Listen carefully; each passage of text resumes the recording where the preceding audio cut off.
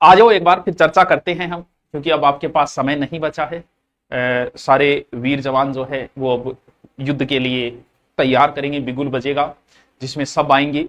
सब में कौन कौन आएंगे? आरएस वाले सबसे आगे होंगे सीनियर सिटीजन के हिसाब से, उसके बाद में ग्रेड वाले होंगे, उसके बाद में एसआई वाले होंगे, ऐसे करके सभी जाएंगे पेपर देने के लिए। बाकी जहां भी पूछो, जिस भी लाइब्रेरी में पूछो किसकी तैयारी कर रहा है, तो कोई 4th ग्रेड बोल नहीं रहा है। तो मेरे को तो टेंशन है कि ये जो फार्म भरे गए 15-20 लाख वो पहुंचेंगे कि नहीं पहुंचेंगे। बाकी सब जाएंगे, वो बात अलग है कि कहने इस पेपर को आप ये कतई नहीं समझना कि ये पेपर जो आपका है, चर्चा कर रहे हैं क्यों कर रहे हैं, देखो आप ये मत समझना कि ये आपका 4th ग्रेड का पेपर है। 53,000 समथिंग भर्ती है, 52-53,000। नहीं पार्टी बदल ली मैंने, अब पढ़ाऊंगा नहीं, अब हम पेपर पे चर्चा करेंगे। अभी एक बच्चा पूछ रहा है, राजस्थान पुलिस की जारी हुई, जिसमें एक प्रश्न था कि कौन सा दुर्ग कभी मुगल और अंग्रेजों ने नहीं जीता था, और की में उसका उत्तर कुंभलगढ़ मान रखा है। अरे मान लिया भाई कि कुंभलगढ़ को अंग्रेजों ने नहीं जीता था, लेकिन शाहबाज खान ने इस दुर्ग को जीता था। तो भाई शाहबाज खां चारण हो गए, अकबर का भेजा हुआ ही तो आदमी था शाहबाज खां। पता नहीं कौन सा नशा करता है यार, मेरा हर एक से वफा करता है, पता नहीं किस आधार पे की जारी कर रहे हैं। शाहबाज खां क्या था, नहीं जीता गया। हाँ ये अजय दुर्ग है, लेकिन राजस्थान अध्ययन में इसमें लिख दिया गया कि कुंभलगढ़ दुर्ग कभी मुगलों अंग्रेजों द्वारा नहीं जीता गया। तो भाई शाहबाज खान ने इसे जीता है, इसका मतलब मुगलों द्वारा जीता गया ये दुर्ग। मान ली कि अंग्रेजों द्वारा, और इतिहास में सिर्फ एक बार ही जीता गया था ये दुर्ग। तो अभी हम चर्चा करते हैं, सब लगा दो अब की बार। हाँ सारा नारा लगाएंगे, विजय भव, और रवाना होंगे कल अपने अपने गंतव्य स्थान की ओर रवाना हो जाएंगे, जहां भी आपका सेंटर है। ये सख्त आदेश आ गया है कि पेपर सॉल्यूशन नहीं करवाओगे। इससे क्या है कि थोड़ा सा हम क्या है कि पेपर लेके पहले आ जाते हैं तो हमें अच्छा लगता है, उस समय बच्चे बड़े डरे हुए से होते हैं, लाइव आते हैं, भसड़ मच जाती है, तो वो लगा। लेकिन वो चीज अब बंद कर दी है। ये कहा गया है कि पेपर से पहले, पेपर जितने दिन चलेंगे उतने दिन कोई भी मास्टर साहब पेपर का सॉल्यूशन नहीं करवाएंगे, यानी चर्चा ही नहीं करनी है पेपर की, इधर उधर शेयर नहीं करोगे, टेलीग्राम पे नहीं डालोगे। अगर ऐसा किया तो मास्टर साहब पर केस चालेगा, फिर मास्टर साहब गढ़ी 12 कौन जा सकेगा, 1000 समस्या आ जाएगी। मास्टर साहब डिप्रेशन में आ जाएगा, फिर मास्टर साहब पढ़ाओगा क्या, मास्टर साहब की याद रहेगा को नहीं, क्योंकि टेंशन आ चाले कि थाना रहा फोन नहीं आ जा। तो ये कर दिया, ठीक है, कुछ हद तक ये सही भी है, कुछ हद तक गलत है। सर कैसे? बस जिसका पेपर पहले दिन है उसके लिए गलत है, जिसका पेपर लास्ट दिन है उसके लिए सही है, बस इतना ही, और इससे कोई विशेष प्रभाव नहीं पड़ने वाला। क्यों? क्योंकि पेपर बनाने वाली एक ही टीम होती है। अब पता चल जाता है कि करंट अगर 2 साल पहले का उठा रहा है तो सब पेपर में 2 साल पहले का ही मिलेगा। सर्वाधिक नदियों के प्रश्न है तो नदियों के ही मिलेंगे, सर्वाधिक इस टॉपिक की है तो सब में वही चलता है, एवरेज वही चलता है सबके अंदर, पता चल जाता है। बस नुकसान किसको होगा, पहले दिन वाला टेंशन में आता है। क्यों? क्योंकि लास्ट दिन वाले को एक तो समय मिल जाता है, पता चल जाता है कि यार इतना तो वो रिपीट कर सकता है कि भाई ज्योग्राफी में ये ज्यादा पूछ रहे हैं वो पढ़ते।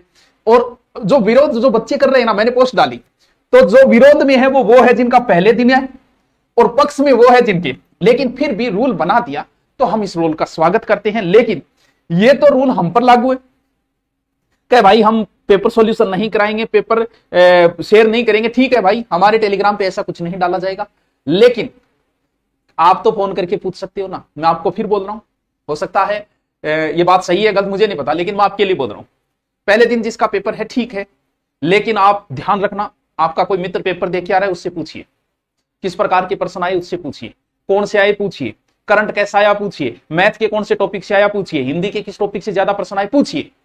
पूछने पे तो बैन नहीं है, फोन करने पे तो नहीं होगा। आप तैयारी कर रहे हो और आपको एक्टिव रहना चाहिए, कोई गलत नहीं। आप आराम से अपने मित्र को फोन करके पूछ सकते हो, इसके ऊपर अभी कोई बैन नहीं लगाया गया। सिर्फ बैन मास्टरों के ऊपर है कि भाइयों थे आगे रोड़ो नहीं करोगा कि मेरो कराइडो आ गयो, मेरो कराइडो आ गयो, मेरी किताब में आ गयो, मेरी किताब में आ गयो, मेरे ऑनलाइन कोर्स में जैसे रोड़ो मचाए थे तो थर सही करो। तो सिर्फ हमारे लिए बैन है। तो आप अपने मित्र वगैरह से फोन पे और से कंसल्ट करें कि पेपर कैसा आया, कौन सा आया, करंट कितने साल पुराना पूछ रहे हैं, करंट के प्रश्न कितने आ रहे हैं, पॉलिटिकल के किस प्रकार के आ रहे हैं, डीपली आ रहे हैं कि इजी आ रहे हैं, तो आप कर सकते हो। ठीक है, ये तो मैं आपको सजेशन करता हूं कि आप ऐसा जरूर करें। ठीक है, अब बात करते हैं इस पेपर की। अगर इस पेपर में आपका सिलेक्शन नहीं हुआ, भगवान ऐसा न करे, हो जाए आपका, लेकिन सबका तो होने से रहा। 20 लाख लोग जाएंगे कम से कम, पोस्ट तो 53,000 ही है, सरकार को तो इतने ही चाहिए, वो वही चाहिए जो उसे पढ़ने वाले हो, टाइम पर भागने वाले उसे नहीं चाहिए। सर आज कराओ कौन गे, आज वाली मैं पीडीएफ डाल दूंगा, पीडीएफ देख लेना। आज सिर्फ पेपर की चर्चा करते हैं हम, पेपर में क्या आएगा देखो, हिंदी भी आएगी 20, टोटल कितने क्वेश्चन है 120, कहीं नो भी कौन बेरो। इंग्लिश भी आएगी 15, उसके बाद में पूरा पूरा जीके है, 20 ज्योग्राफी के होंगे, 20 हिस्ट्री कल्चर के होंगे, 10 पॉलिटिकल के होंगे, विज्ञान के भी 5 होंगे, और समसामयिकी के 10 होंगे, और कंप्यूटर के भी 5% होंगे, यानी और गणित के भी 15 होंगे। और सभी विषयों में कोई पारंगत नहीं हो सकता। ये बात सही है कि ऑलराउंडर इस दुनिया में कोई नहीं है, ना तुम हो, ना हम है, ना कोई और है। किसी का जीके मजबूत है, किसी की हिंदी अच्छी है, किसी की इंग्लिश अच्छी है, किसी की गणित अच्छी है, सब में कोई परफेक्ट नहीं है। पेपर की मेरिट क्या रहेगी कोई नहीं बता सकता, ये सिर्फ बताया जा सकता है पेपर देख के। अब पेपर तो आप देखोगे और उस समय आपको पेपर करना है, तो आपको डिसीजन उसी समय लेना है। जब आप पेपर को पढ़ रहे हो, सारा पेपर आप पढ़ रहे हो, सोल्व कर रहे हो, उत्तर कर रहे हो, डिसीजन आपको उसी समय लेना पड़ेगा कि यार ये पेपर इजी है, इसकी मेरिट ऊंची जाएगी, यार पेपर बड़ा खतरनाक है। क्यों? पढ़ने वाले को बच्चा पता है। अब जिसने कुछ पढ़ा ही नहीं उसके लिए तो महाराणा प्रताप का पिता उदय सिंह भी डीप है, लेकिन जिसने पढ़ा है उसे पता है कि यार हल्दीघाटी युद्ध की तारीख पूछ रखी है तो बहुत ईजी है, पढ़ने वाले बच्चे के लिए तो ईजी है। लेकिन जिसने नहीं पढ़ा उसको नहीं पता, उसे लगेगा अल्लाह हल्दीघाटी यार 500 साल पहले की बात पूछी, इतनी थोड़ी याद रहे।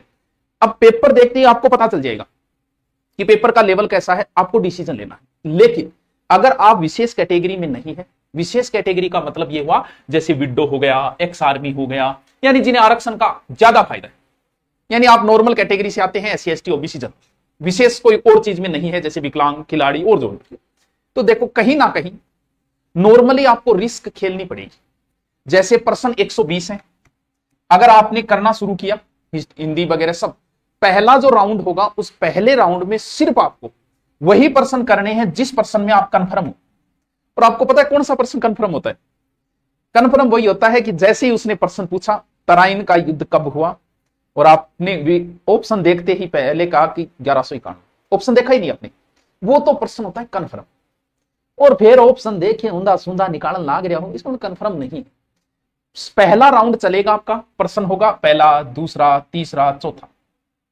थोड़ा सा मैं तरीका बता रहा हूं, इसे थोड़ा सा फॉलो कर लें। आप करोगे तो अच्छी बात है, वरना आप जैसे कर रहे हो वैसे भी कर सकते। जैसे आपने प्रश्न किया, पहला प्रश्न किया, ये पहले प्रश्न का उत्तर था 3। अब कुछ ज्ञानी बाबा जिनका क्या करें, कहना वो मानते नहीं है, वो क्या करते हैं, यहां लगा गे इंग उत्तर है 3, ए लगा गे छोड़ देगा। क्यों भाई क्या करे कोई मुझे, क्यों छोड़ रही है जी? छोड़ने मतलब OMR कौन भरे? बोले OMR सागे ही भरूंगा। अरे तो भाई खड़ो है जो तू सागे काटे को लास्ट, क्यों? क्योंकि इससे आपका माइंड डाइवर्ट हो जाता है। जैसे इसमें आपको 15% मैथ के भी तो निकालने, क्या पता कोई पर्सन आपकी 10 मिनट भी खा जाए। तो जो कन्फर्म है तो उसमें आपको कुछ चेंजिंग करना ही नहीं है कि इसका उत्तर यही है, अब पहले भरूं या बाद में भरूं तो इससे क्या फर्क पड़ता है। तो आप उसी समय OMR लो और भर दो 3 नंबर, वेट करना ही नहीं है। ऐसी गलतियां जिन जिन बच्चों ने की कि सारे उत्तर लगा लिए और बाद में OMR जिन जिन ने भरी, उनको नुकसान ही होता है। क्या होता है कि जब घबराहट होती है, डर किसको लगता है? वो काट के योद्धा होते हैं जिन्हें भय नहीं लगता, क्योंकि भय एक मूल संवेग है।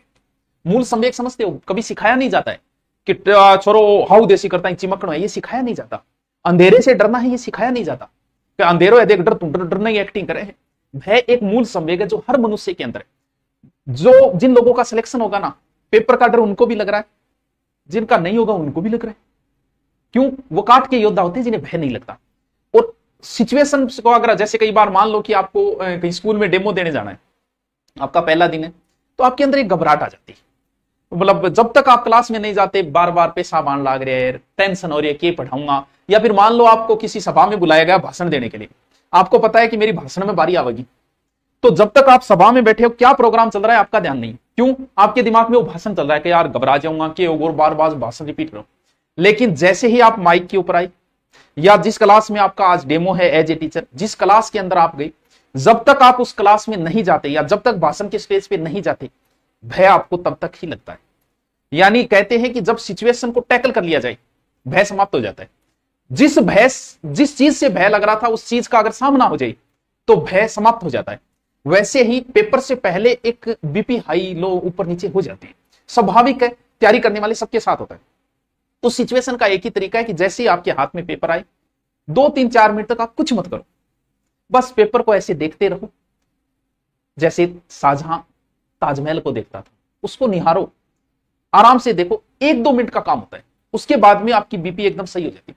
उस घबराहट में आपने रोल नंबर भर दिए तो लगभग तो गलती भरेंगे, नहीं भरना है 2 4 5 मिनट से कोई फर्क नहीं पड़ेगा, आराम से अधिकतम 5 मिनट है, 5 मिनट में आपकी बीपी सही, सब कुछ नॉर्मल हो जाता है। क्यों? क्योंकि अब आपको जिस चीज का भय लग रहा था उस भय का आपका सामना हो गया, सामना होती भय खत्म। फिर क्या है, जब तक सामना ना हो भय तब तक है। तो थोड़ा सा पेपर जैसे ही हाथ में आए, अगर आपको ऐसा लग रहा है कि मुझे घबराहट है, तो 2 3 4 मिनट में आपकी घबराहट मिट जाएगी। इसलिए उस समय थोड़ा देरी रखो, कोई जरूरी नहीं है 5 मिनट में क्या फर्क पड़ता है, आराम से बैठे रहो, पेपर को देखते रहो। उस घबराहट में रोल नंबर वगैरह मत भर देना, नहीं आगे को होगा गुरुजी मेरे OMR में रोल नंबर गलत हो गया। ये वही है, क्या करना है, पहला प्रश्न आता है कन्फर्म, भरना है, वेट नहीं करना है कि मैं दूसरे राउंड में भरूंगा, नहीं, ये प्रश्न आपको कन्फर्म आ रहा है, भर दिया आपने। उसके बाद मान लो 5 नंबर क्वेश्चन आ रहा है, भर दिया आपने, ठीक है, कन्फर्म आ रहे। कुछ क्वेश्चन ऐसे होंगे जो आपको आते ही नहीं, करना ही नहीं है, आते ही नहीं। जब आते ही नहीं तो यार क्या रिस्क लोगे तुम उन पर, इसका मतलब सीधे ही लगा दो कि ये 2 नंबर प्रश्न मेरे को आता ही नहीं है, मेरे को करना ही नहीं है इसको। क्यों? क्योंकि तुक्का मारोगे तो गलत जाएगा। ऐसे करते करते जब आप लास्ट तक पहुंचे 120 तक और सही सही प्रश्न किए, तो मैं आपको देता हूं कि आपके 70 या 80 से ज्यादा नहीं हो सकते पहले राउंड में, कि आप मुझे सही सही करने और आपकी तैयारी अच्छी है तो आप 60 70 तक पहुंचोगे। अब एक चीज तो आपके समझ में आ गई, इतना ही पहुंच पाओगे सही सही में। लेकिन करना क्या है कि यह प्रश्न मेरे को नहीं करना।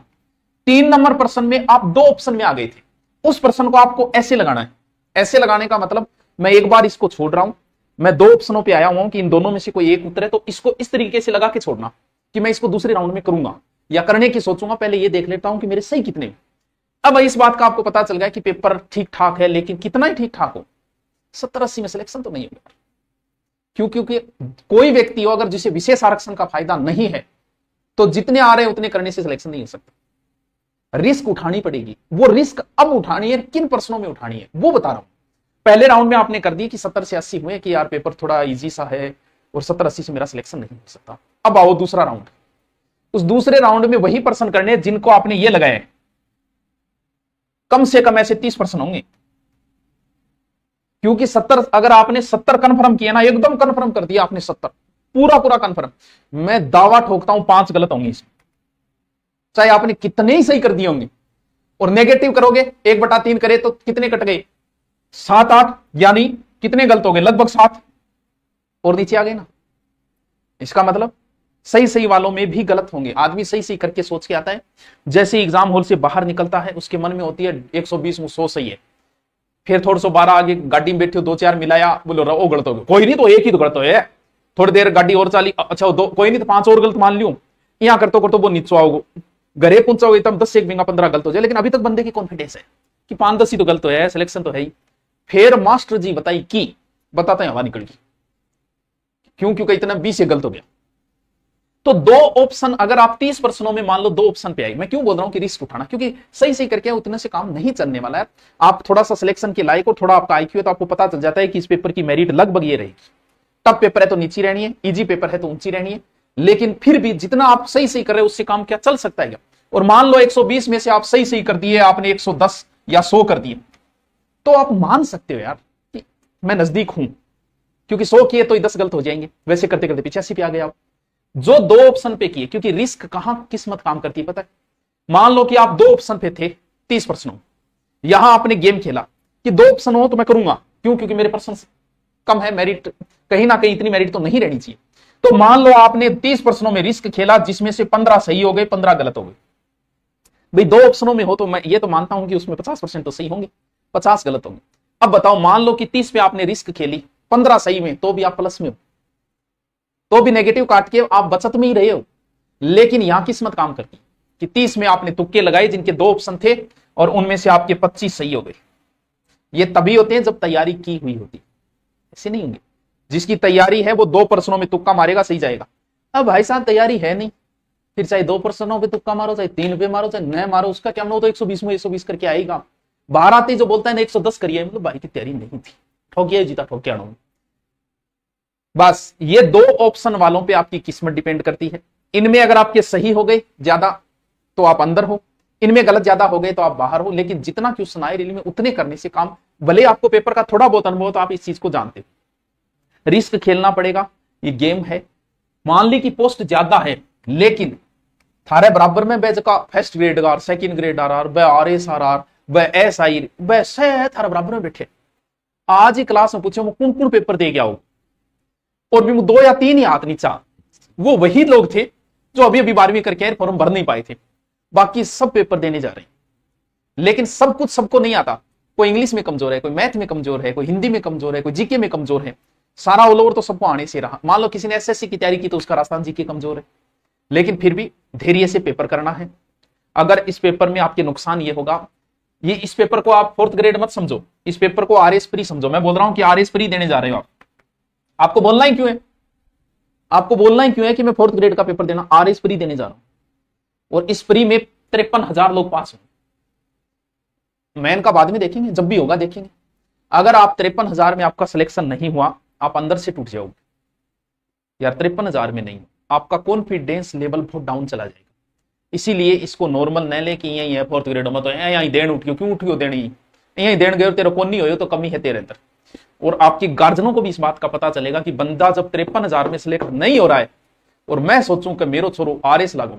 अब वो उदाहरण मुझे मत देना कि कांस्टेबल में नहीं हुआ था आईपीएस बन गया, ऐसे गिने चुने ही उदाहरण है, अंगुलियों पे गिनने लायक ही उदाहरण है ऐसे। तो उन उदाहरणों से मोटिवेशन और जीवन नहीं चलता, उन उदाहरणों से प्रैक्टिकली चीजें असंभव होती है। जिनका कांस्टेबल बने, जो आईपीएस बने, ऐसे 2 या 4 ही लोग हैं, बाकी नहीं है। बाकी लोगों के सपने थे, उन्होंने तैयारी की, पहले कहीं ना कहीं नौकरी लगे, फिर उन्होंने आईएएस आरएस की तैयारी की। तो कॉन्फिडेंस डाउन आ जाएगा। पेपर को सीरियस होकर करना है, आरएस प्री मान के करना है कि मेरा आरएस प्री है। आंसी क्या मोय मोय, हाँ मोय मोय हो जाओ। तो आज का जो मैंने टॉपिक दिए थे वो अभी मैं टेलीग्राम पे डालूंगा। अब मैं आपका समय बर्बाद नहीं करूंगा, आपके पास 1 दिन बचा है, ज्यादा इधर उधर और माथापच्ची मत करो, आराम से देने जाओ। 53,000 है, ये नहीं कि अभी मैं लागे और 1 दिन बचा है, रेस्ट कर, माइंड फ्रेश कर। जो पुराना याद किया मैं वही काम आएगा। लास्ट दिन पढ़ा हुआ कुछ नहीं बटेगा बेटा, कुछ नहीं होना जाना। लास्ट अब टेम्पर लोटो लेके बाजिया काम थोड़ी साल है, पहले से आप हो तो ही मंजिल तक पहुंचोगे। तो आराम से आप पेपर देने जाओ, जितना पढ़ लिया उतना ठीक है। थोड़ा बहुत करंट देखो तो देख लेना भाई, फिर भी लगे कि नहीं रहा जाता यार, पढ़ने वाले बच्चे से नहीं रहा जाता तो थोड़ा सा करंट देख लेना बस। अभी मैं डाल दूंगा, कल आप एंजॉय करना, आराम से मस्ती से जाओ, पेपर दे के आओ। उसके बाद आरएस प्री का पेपर होती 53,000 में आप सेलेक्ट हो, फिर बड़ी तैयारी करेंगे। एसआई की तैयारी करने आ जाना, 2 महीने पढ़ाऊंगा, 2 महीने में हिंदी तैयार करा दूं। क्यों? क्योंकि जीके के अंदर कोई ऊपर कोई नीचे, आप जीके कितना ही पढ़ लो, बस कोई 2% आगे कोई 2 पीछे।